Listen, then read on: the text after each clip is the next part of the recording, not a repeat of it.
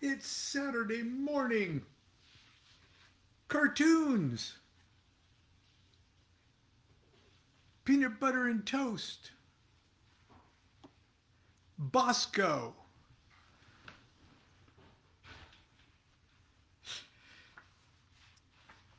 Lon. Good morning, everyone. Happy Saturday. And we're continuing with our little examination and discussion of Yod He Vav He, which everybody wants to do on Saturday. After all, it's the Sabbath. Okay, yesterday we talked about Yod He Vav He as the four Kabbalistic worlds. Remember, we had that obelisk, and we had the worlds uh, Yet or Adzilith, Ruach, Yetzirah, and Asaya. And because we're made in the image of deity, Kabbalistically speaking, we've got that same building, that same obelisk in ourselves. Only the four parts, starting at the top, are the Chai, the Neshama, the Ruach, and the Nepish. And we'll talk about that in a second. And we're doing it through the vehicle of the never produced documentary, Let's Learn Chicken Kabbalah. It's a documentary that never was, written by a rabbi who never was either. And he's just gotten through talking about those four Kabbalistic worlds. Okay? And he's sitting in an easy chair in the documentary, and the camera starts to zoom in slowly on the peaceful face as he falls asleep in the easy chair. So the camera keeps going in till it's an extreme close-up, and the image blurs completely, then refocuses on the rabbi's face. Then it pulls back to reveal the rabbi's dead body lying on its back on a dissection table in a morgue. And this is the segue, of course, to the Kabbalistic autopsy sketch. And here we are. Instead of cartoons, we have the rabbi's documentary. Part 2, the four parts of the soul. The sketch is the Kabbalistic autopsy. Of course, I'm reading from the Chicken Kabbalah of Rabbi Lamed Ben Clifford. Available everywhere. Brought to you by Nabisco.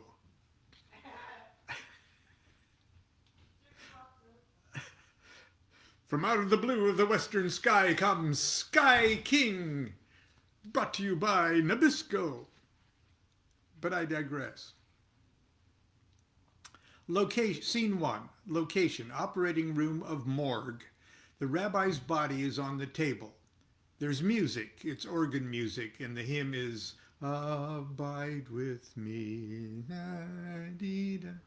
It's a funeral song, in case you didn't recognize that. The rabbi in voiceover.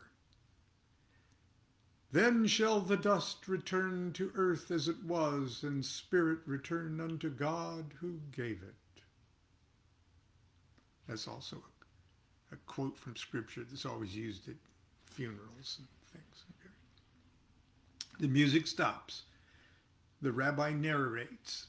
The camera slowly pans his body from toe to head. For modesty's sake, his genital area and the genital area of his tattoos are marked off with black tape.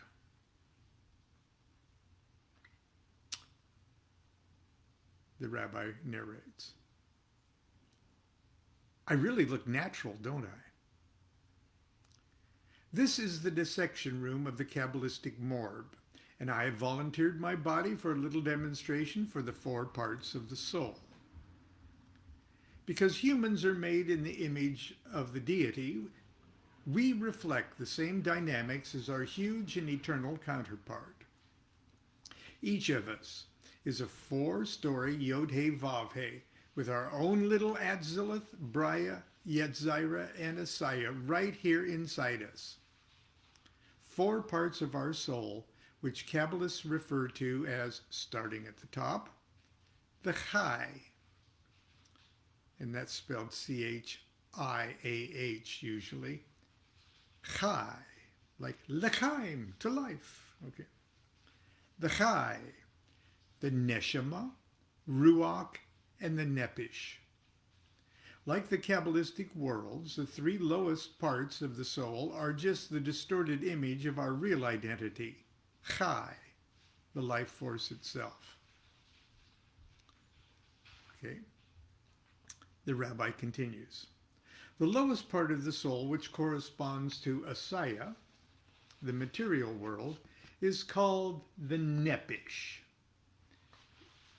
animal vitality or animal soul. The physical body is not really the Nepish, but the veil of the Nepish. I call it Nepish crust. As science advances and we learn more and more about the neural electrical magnetic nature of the body, it gets harder to determine where the crust leaves off and the Nepish begins. Let's just say, for starters, that the Nepish is the primitive level of consciousness we share with the animal kingdom, our instincts, our primitive appetites, emotions, and sex drive, our survival mechanisms. We observe the Nepish manifest most clearly in individuals who, because of unfortunate circumstances, are deprived of the proper function of the rational mind. We can also spot it in ourselves in moments of blind rage, or when we are so frightened of a fire we jump out of the window of a 16th-story building, or when we get so horny we forget this fling will ruin our lives. Wild and dangerous as the Nepish can be, it makes each of us complete, an accurate reflection of the great spiritual reality. It's where we live.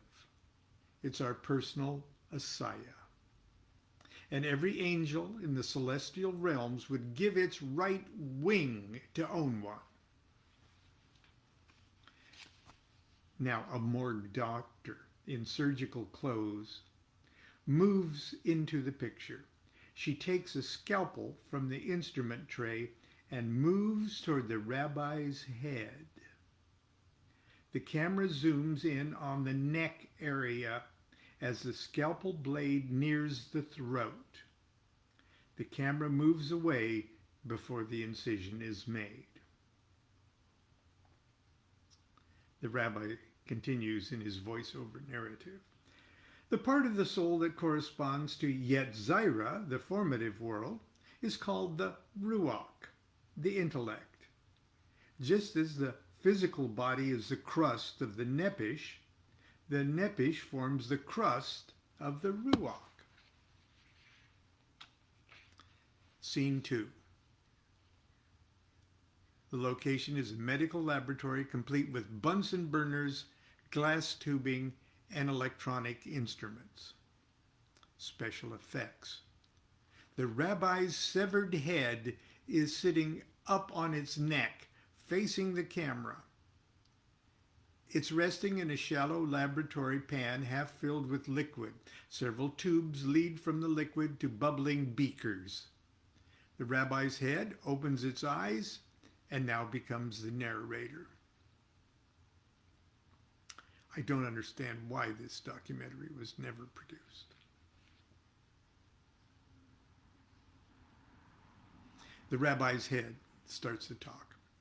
Don't try this at home. This is just a cheap trick to introduce us to the next part of our soul, the Ruach. Above the Nepish, corresponding to the world of Yetzirah and the Vav of the Tetragrammaton, is the Ruach, the intellect, the vehicle of self-awareness. Now, obviously, my physical head and brain are not the real Ruach, because All organic things are too gross to qualify for ruachhood.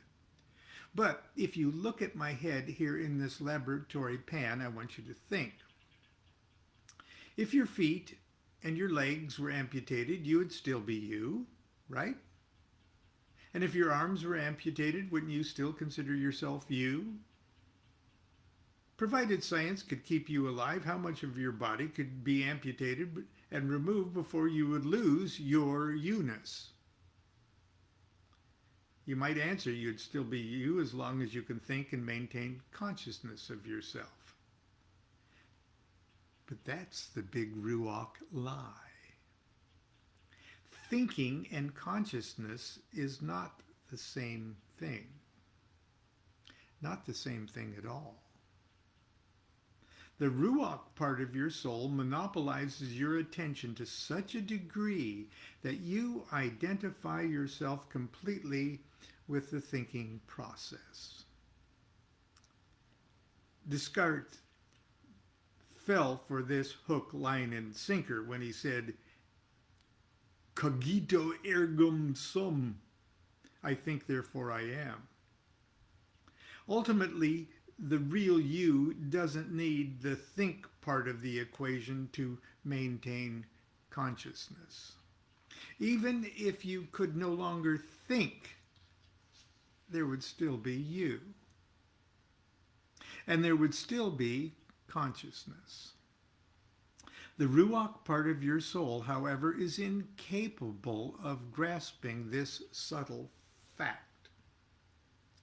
It is unable to transcend itself to imagine a self without thinking. Like a narcissistic and domineering mother, ruach consumes your full attention, causing you to think about life rather than live it, seek understanding rather than enlightenment, comprehension rather than bliss. Now the morgue doctor again moves into the picture. She picks up a power drill. The camera zooms in on the rabbi's head as the doctor places the drill tip directly to his forehead and the area of the third eye. The camera moves away before the drilling begins. The rabbi's head continues his narration over the sound of drilling. Bzzz.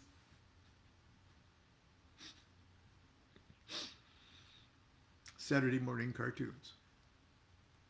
The part of the soul, the rabbi continues his narrative, the part of the soul corresponds to Braya, the creative world, and the hay of the tetragrammaton, is called the neshama, the seat of our transcendent awareness. Just as the physical body is the crust of the nepish, and the nepish forms the crust of the ruach forms the crust of the neshama.